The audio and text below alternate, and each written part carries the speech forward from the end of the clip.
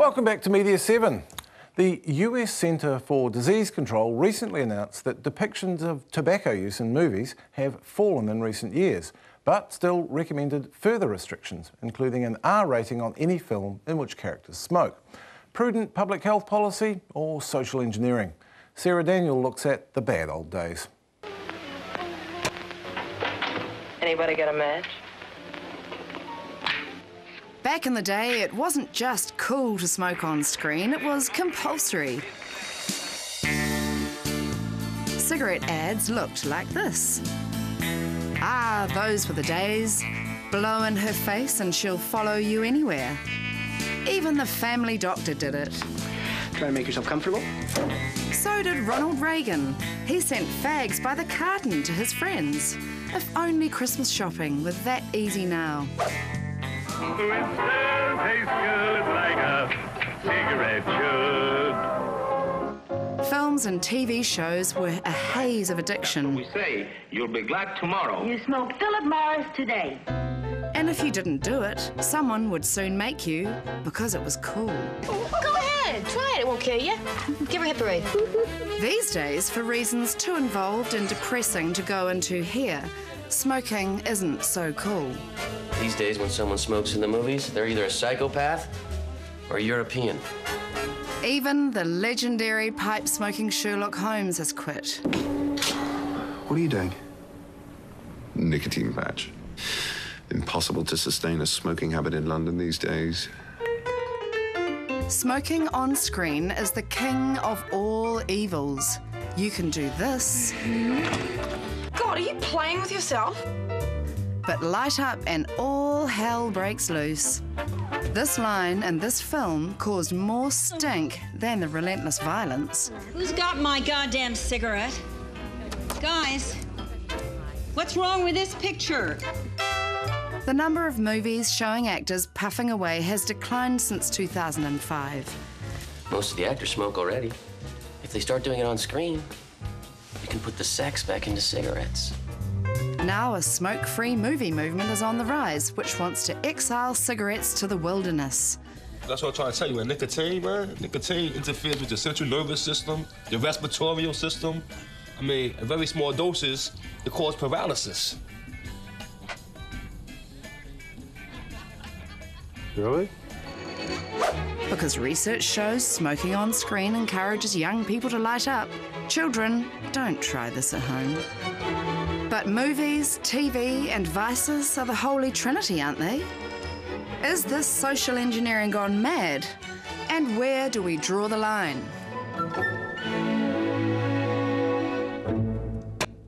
Sarah Daniel there. I'm joined now by the Director of the Smoke Free Coalition, Prudence Stone, and the Director of After the Waterfall, a local film in which lead Anthony Starr smokes plenty, Simone Horrocks.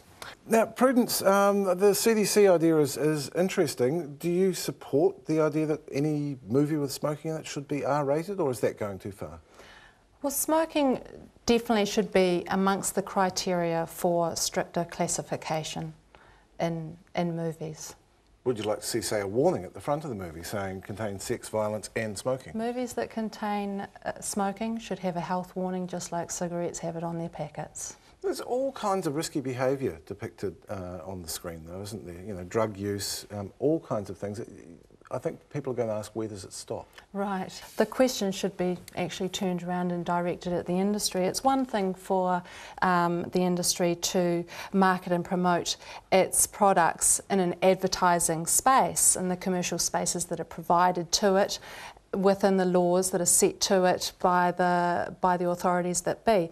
But when smoking is promoted and marketed in our entertainment spaces, in our entertainment for children spaces, in our artistic spaces, that's cultural colonisation.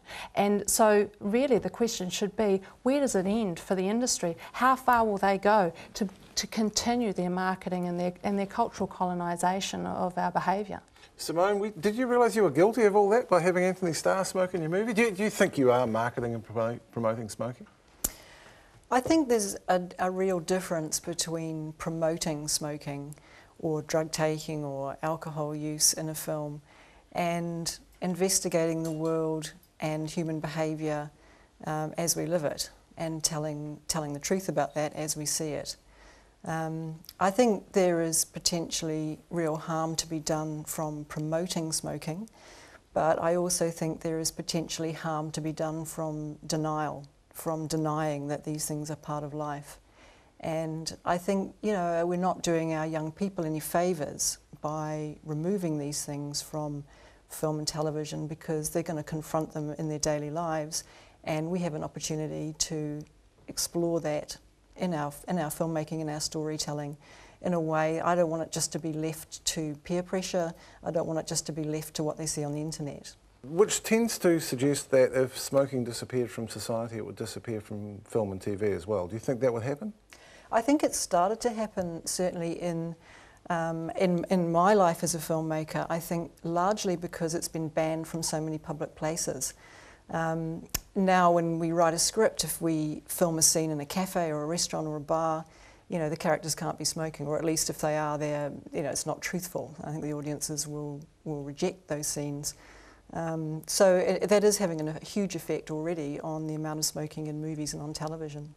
But surely you could have written your lead character and had him had all the angst that he had to deliver without having him smoking. Why did you have to have him smoking?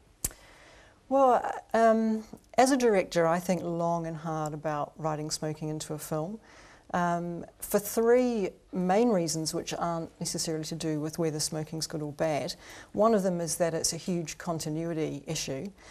Cigarettes cause all sorts of problems in the world of continuity, and also in terms of art department, because we can't show real cigarette brands, so we have to create cigarette packets, and that costs money and takes a lot of time. And thirdly, and most importantly for me, I'm asking an actor to smoke. Even if they're smoking herbal cigarettes, which they often do if they're not smokers, I'm still asking them to smoke. And if we do take after take after take, they're going to be smoking a lot. So I personally think long and hard about whether it's really essential to the story and to the character.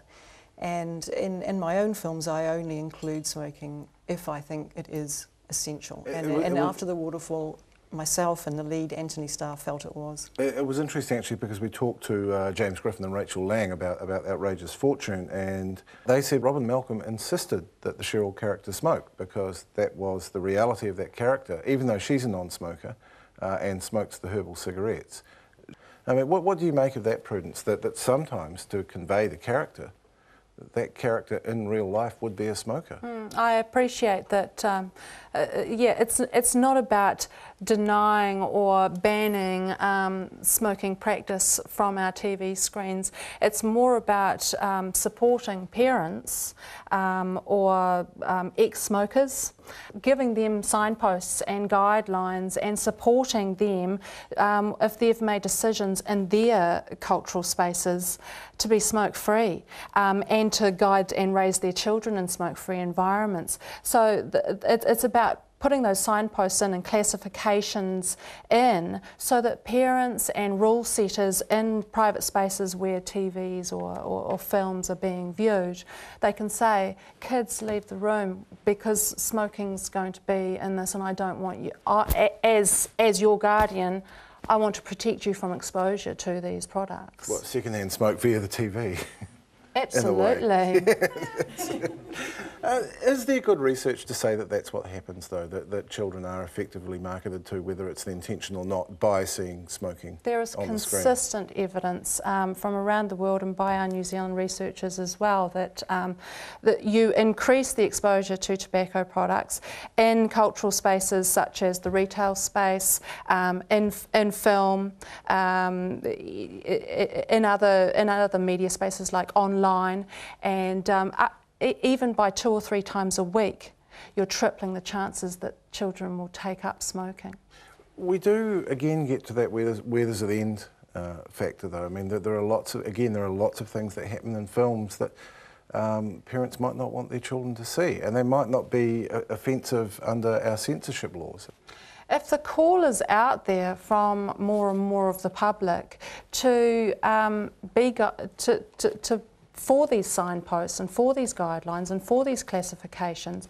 You know, I always find it really helpful when I'm sitting with my children at home and the Standards Authority comes up with that little warning message that parental guidance is advised. There's going to be sex and violence on the viewing, and my husband and I always look to each other and go, "Oh, sweet, children, leave the room."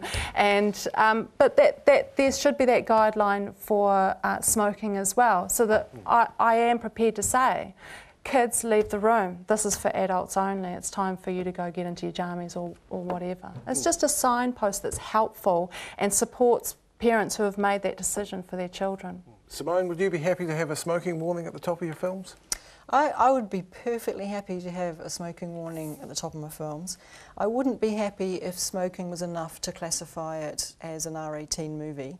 And I also, equally, I would not be happy to be pressurised to have characters smoking in my movie and promoting smoking. I also wouldn't be happy if I was told my characters couldn't smoke. Because, I mean, personally, I feel that if every time we turn on the TV or we go to the movies, we see good, healthy people making good decisions and never doing anything self-destructive and never hurting anyone else, I mean, for me, there's no drama.